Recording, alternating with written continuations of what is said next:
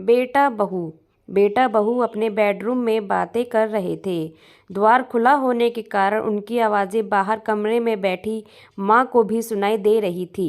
बेटा, अपनी जॉब के कारण हम माँ का ध्यान नहीं रख पाएंगे। उनकी देखभाल कौन करेगा? क्यों ना उन्हें वृद्धाश्रम में दाखिल करा दें। वहाँ उनकी देखभाल भी होगी और हम भी कभी कभी उनसे मिलते रहेंगे। बेटे की बात पर बहू ने जो कहा उसे सुनकर माँ की आंखों में आंसू आ गए।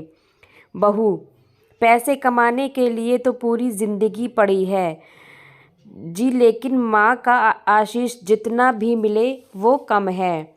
उनके लिए पैसों से ज़्यादा हमारा संग साथ जरूरी है। मैं अगर जॉब ना करूं तो कोई बहुत अधिक नुकसान नहीं होगा।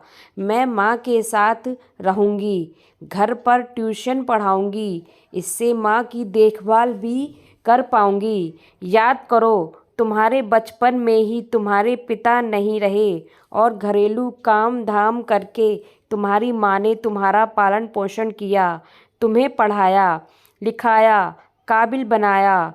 तब उन्होंने कभी भी पड़ोसन के पास तक नहीं छोड़ा, कारण तुम्हारी देखभाल कोई दूसरा अच्छी तरह नहीं करेगा। और तुम आज ऐसा बोल रहे हो?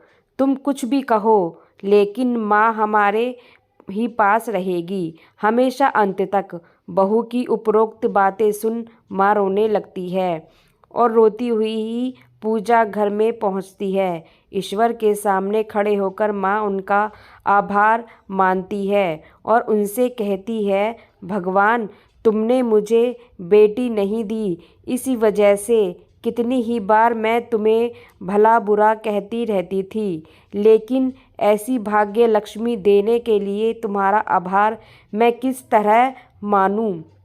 भगवान, जो ऐसी सोच की बहू मिली, तुम्हारा लाख लाख शुक्र है। तो फ्रेंड्स, ये कहानी आपको कैसी लगी कमेंट्स बॉक्स में ज़रूर बताइएगा। कहानी को लाइक व शेयर ज़रूर कीजिएगा और चैनल पे नए हैं तो सब्सक्राइब कीजिएगा। कहानी सुनने के लिए धन्यवाद।